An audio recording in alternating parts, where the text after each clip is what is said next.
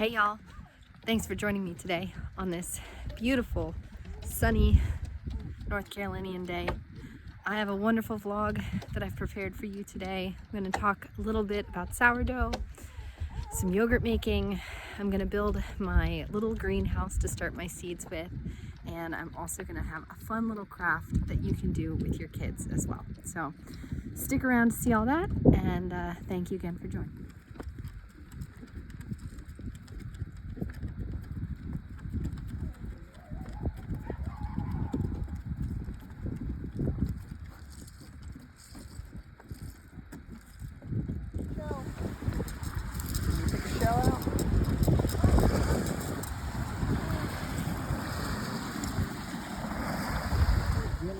Okay, so I'm going to make a couple things with my sourdough starter. So I'm going to turn this on. I'm going to give this a little bit of a stir. And I always add water first. I add 150 grams of the water.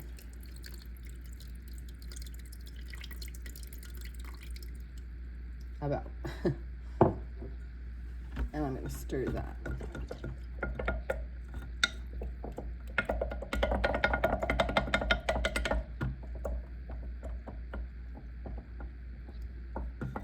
And you'll see it's nice and pretty much well incorporated. Not looking for perfection. And 150 grams of flour.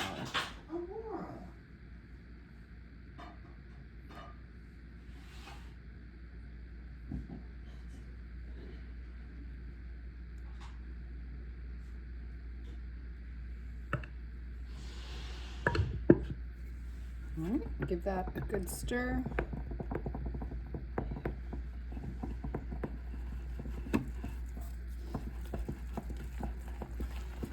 And I'll generally scrape off the spatula so I can scrape the sides down.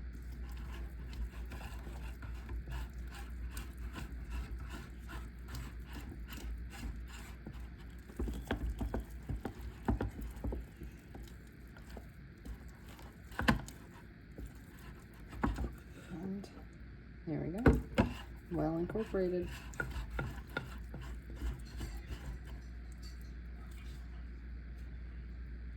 All right, and I will just cover this and leave it resting at that line for now, and in about 8 hours we'll see it up there. Now I'm going to share a little bit of the process of the yogurt making that I'm trying. I'm trying a different recipe than I did last time. Last time I used the Instapot, this time I'm using the crock pot. I'm just kind of experimenting to see what yogurt recipe I like the most. I want it to fit into my busy mom lifestyle, but I also want it to taste the best and have the best consistency for what we like. We like a variety of kinds of yogurts, but I find my daughter loves the thicker yogurt more. So not quite Greek yogurt, but getting there. So I'm going to show you a little bit of this journey with yogurt for the crock pot. So overnight I have fermented the milk, and now we're going to see what that looks like. See if we get yogurt. And there we are, folks. Here we have yogurt from this morning that I have been straining since you saw that crock pot was full of milk, and now you can sort of begin to see that there is a layer of a whey on top of that. The yogurt came out quite thin to my liking, but that's okay. We're gonna strain it further and see how it turned out. So here you see it is, I would say, a medium consistency. Some of it was really thick, some of it was not thick, and so I've just kind of like mixed it all together. I did add some maple syrup and vanilla because I do love vanilla yogurt, but they usually have a bunch of other stuff added at the store. So this is partly why I want to make my own, is so that I can have a really clean vanilla yogurt to be eating. Because you can find pretty clean plain yogurt, and I guess you could add your own vanilla to that, but I also had a lot of extra milk to use. So that's great. In the future, I think I'll be trying a different recipe, but also trying the crock pot again because I had a mixed result in my satisfaction. So here you go. Fresh yogurt from the crock pot. So far, it tastes really good though. Okay guys, so I am going to share my greenhouse build with you now. It's super simple. I got it off of Amazon. It was only like $45, I think. It's very small, so it's not gonna work if you have like a large garden to plant, but for someone like me, it's perfect, who doesn't have a very large amount of space to plant. So there you go.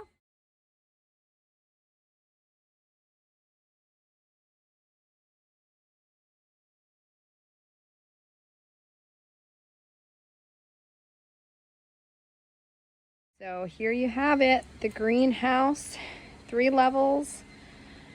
I'm super excited. I don't have a huge space to plant, so something this small, it's about 50 inches tall, I believe. But something this small for me worked perfectly to suit the needs of how many plants I'm going to be starting. And I will be doing some direct sowing as well. So I'm super excited. I'm probably going to only end up using the top 2 tiers because I just don't have really probably more plants than that to start. Unfortunately, I hope and pray that next year we'll have a much bigger garden to plant, but for now I am grateful for what God's given me, and this is all I need. So yeah, I'm super excited to share the rest of this greenhouse journey with you guys. I've only done something like this like several years ago, like well before I had kids, and it worked out pretty well then. So I'm very excited. We're going to be starting seeds here soon because we have a very mild zone, and I can start, I believe, peppers and tomatoes in the next month. So I'm really excited to start that and see how it goes with this. Okay, so now that my sourdough starter has very well risen to just about the top of the jar, I am going to prepare my dough for 2 regular daily loaves of rustic bread.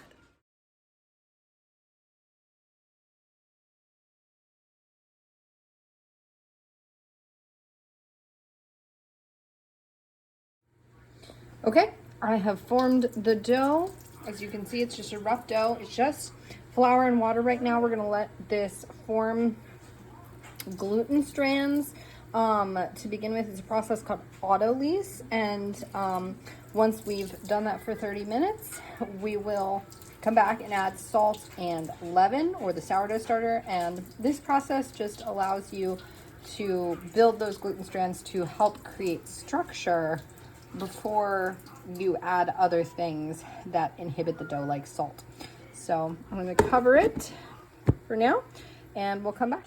Okay, we've gone through 30 minutes of autolyse with the dough, and now we are ready to incorporate the other ingredients. So as you see here, it's gone from a very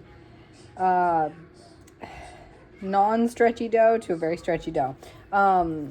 You can see that it's also, when I touch it, it gets very smooth. So I guess I should have shown you, but before we kind of paused in this process, it would have broken like right there. It would have broken very easily, and it stayed in that rough sort of kind of consistency. But now it has had time to rest and build that gluten, and you can see it is beginning to stretch really well.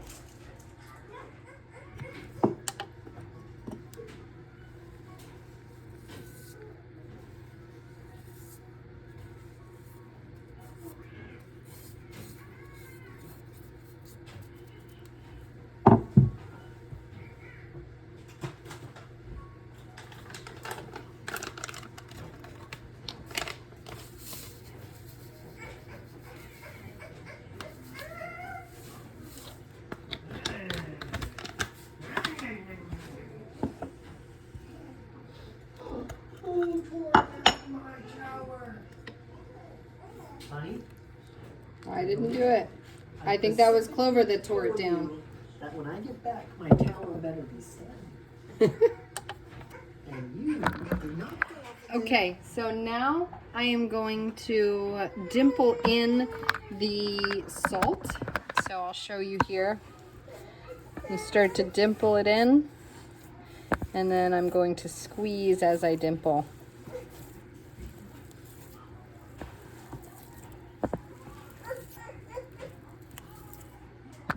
Okay, now that I have dimpled in all of the salt, I am going to put in 200 grams of the sourdough starter. So I usually always end up putting more in accidentally, but I have never found it made really like a detriment in the bread. So with other things, I really try to make sure it's exact, but with this particular thing, I don't. And it seems to always work out.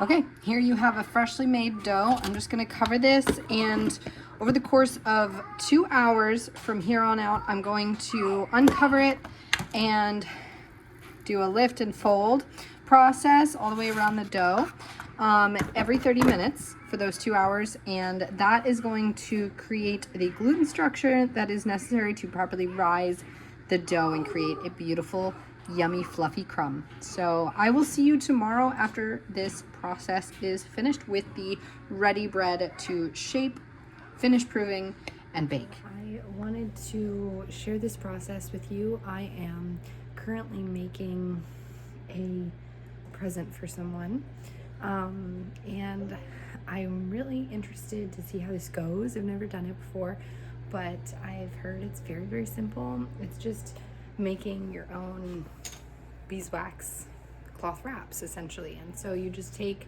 this is the fabric that I'm using. It's got a print on one side, blank on the other, and you can use, I guess, any cloth that you prefer. It can be unpatterned or patterned, and you take just beeswax. I got just a big 2-pound bag of organic beeswax off of Amazon, put it in a jar, and all you do, from my understanding, is on a very low heat, you cut your fabric to the size you want, you lay it out on parchment on a baking sheet, and you sprinkle the beeswax pellets on there fairly evenly, I guess, and then you let it melt in the oven on that low heat, and once it's all melted, you just take a brush like so and brush it out. So we'll see how it goes.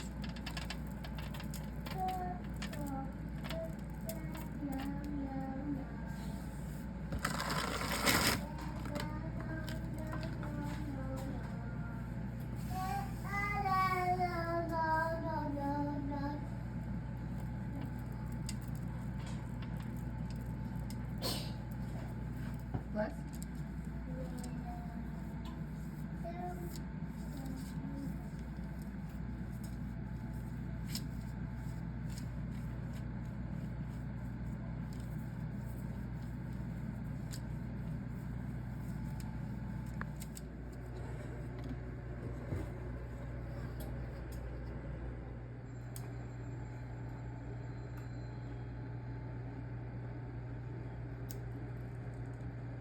Okay, so I'm pretty satisfied with the result. Here is one wrapped up.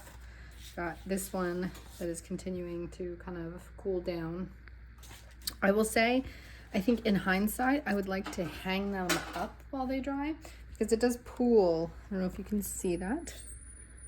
It pools a bit on the back. So you can see there's pooled a little bit. And I don't love that look. It's a little heavy for it, but for my first attempt, I'm very satisfied with it, and I look forward to kind of experimenting with this and doing it again. I hope the person I'm giving this to really loves it and uses it. I'm excited to hear from them how long this lasts, how durable it is. So maybe in another couple months, I'll be able to make some more of these with the hanging method as well, and give kind of an update on the integrity of this method of making beeswax wrap paper. So Hey friends, so it is the next day. I have the dough for the 2 loaves I'm making ready to shape and go through their second proof, and then they'll be ready for scoring and baking. So I'll show you here. You can see it is gigantic, and let's see if I can lift it without hurting it. You can see all those bubbles as well. And that's an indication that it's super well proofed and ready to go.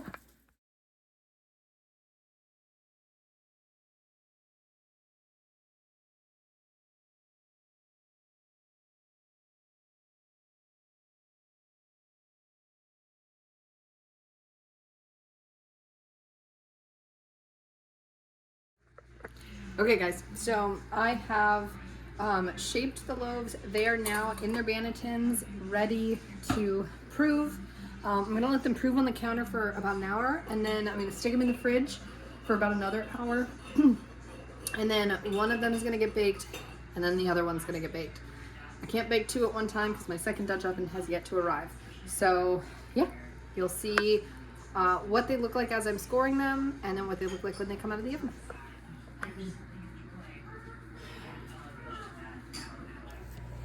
Hey y'all, so I have 2 loaves ready to be baked. I'm gonna bake one and then the other, and I'm gonna show you, I'm gonna score them both the same way. So I'm gonna show you what I'm gonna do for both right now with this one, and then it's gonna go in the oven.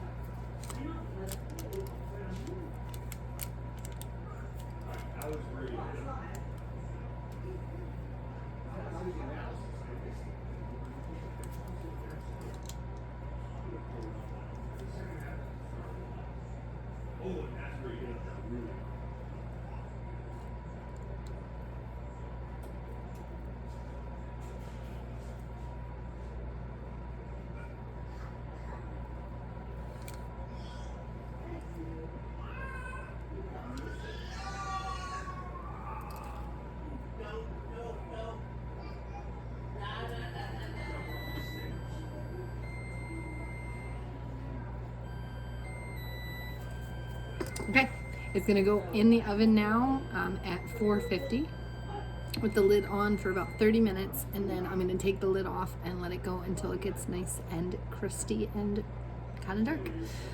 We're watching the Philly Eagles and San Francisco 49ers football game right now while I bake these, so it's a really good night, and I'm very excited to have some crusty bread for dinner.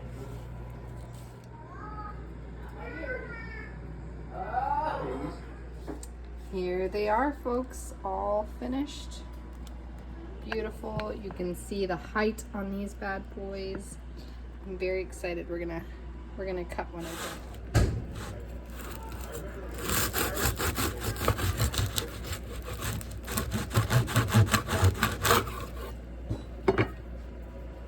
There we are. It is beautiful. Perfect loaf.